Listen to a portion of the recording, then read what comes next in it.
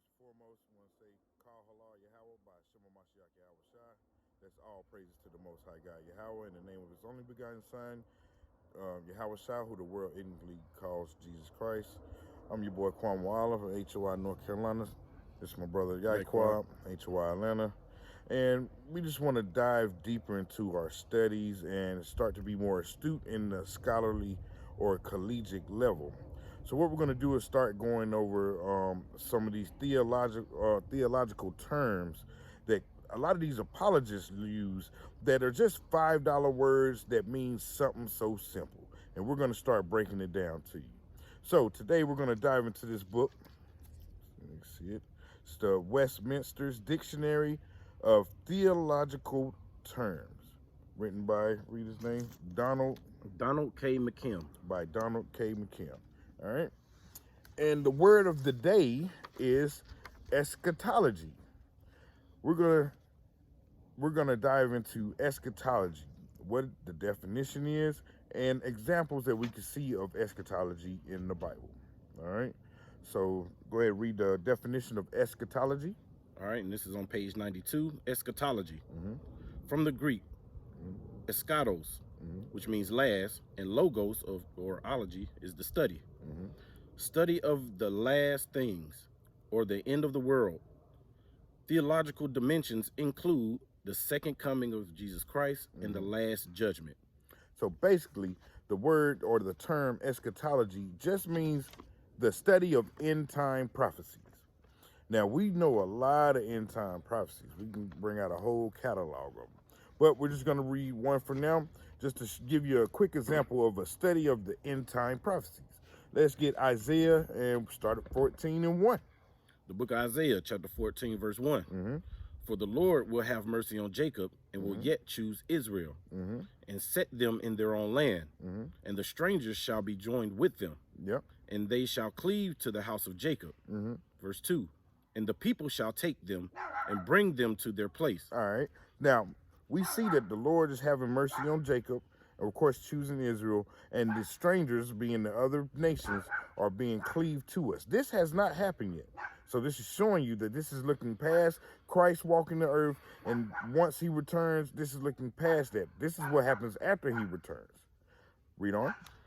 And the house of Israel shall possess them in the land of the Lord for servants and handmaids. And they shall take them captives, whose captives they were. And they shall rule over their oppressors. And we're going to rule over our oppressors. That hasn't happened yet. Now, you're going to come to find out that anytime you deal with eschatology and dealing with end time prophecy, it's always talking about the redemption of Israel, salvation of Israel, us getting our kingdom and being saved and ruling over our oppressors. That's right. That's why Christians don't deal with eschatology. That's why it's good for us to understand what it means, and we can trap them in that, because they want us to focus on Christ and Paul. Well, we're looking past that. In the eschatology, in the eschaton, we look past that. As a matter of fact, get the definition for eschaton. It's just a short word for eschatology, but eschaton.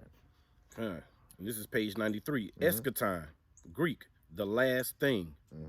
The final event of history, considered by many theologians to be the return of Jesus Christ to earth. See, what these theologians believe, that once Christ comes back, that's it. They don't look past it. They don't look at the events in the eschaton that talks about what's going to happen once Christ comes. They think when Christ comes back, it's going to be all lollipops and rainbows, and everyone's going to be one. No, that's not what's going to happen. Let's get an example of that. Let's go to the book of Zechariah. Start at chapter 14. We're going to read 1-3 and jump down to 16. Okay. The book of Zechariah, chapter 14, verse 1. Behold, the day of the Lord cometh, and thy spoil shall be divided in the midst of thee. All right. So it's saying the day of the Lord is coming.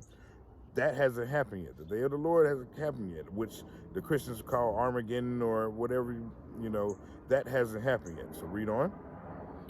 Verse 2, for I will gather all nations against Jerusalem to battle, and the city shall be taken, and the houses rifled, and the women ravished, and half of the city shall go forth into captivity, and the residue of the people shall not be cut off from the city. Then shall the Lord go forth and fight against those nations as when he fought in the day of battle. See, the Lord is going to fight for us again. He's going to fight for us again. This has not happened. This is a future prophecy, end time connotation. All right, is that it on 3? Okay. All right, jump down to 16. Verse 16. Because these Christians believe that once Christ comes back, that's it. We read in the definition of eschaton is the end times is when Christ comes back. And that's where theologians stop their studies. But we're going to go further. We're going to go what happens after Christ comes back. Go ahead, read that. Verse 16. And it shall come to pass that every one that is left of all the nations which came against Jerusalem. All these other nations that came against us, that thought that they could take over us, once we got our salvation and back in our land, this is what's going to happen. Shall even go up from year to year to worship the King, the Lord of hosts, and to keep the Feast of Tabernacles. They're going to come and worship, and they're going to bring us gifts and all their riches. That's in the eschatology. This is after Christ. After Christ comes back and the kingdom is implemented, that's when these other nations are going to get their get right. But Christians don't study this. So let's end it off. Give me another example of eschatology. Let's go into Daniel 7. The book of Daniel, chapter 7, verse 18. But the saints of the Most High shall take the kingdom. What we're going to do? Take the kingdom. We're going to take the kingdom. It ain't going to be given to us. We ain't going to march, and we ain't going to beg for it. We're going to take the kingdom. Go ahead. And possess the kingdom forever, even forever and ever. And we're going to have the kingdom forever. Anytime when you study the eschatology and you go into these end time prophecies, it always ends or deals with us getting the kingdom and ruling over our oppressors. That's right. And them coming to serve us. That's right. All right. Now, that was just a quick impromptu class dealing with the word eschatology. We will have more lessons on these theological terms. For now, we're going to close out by saying all praise to the Most High and Kwam Yasharala. Kwam Yasharala.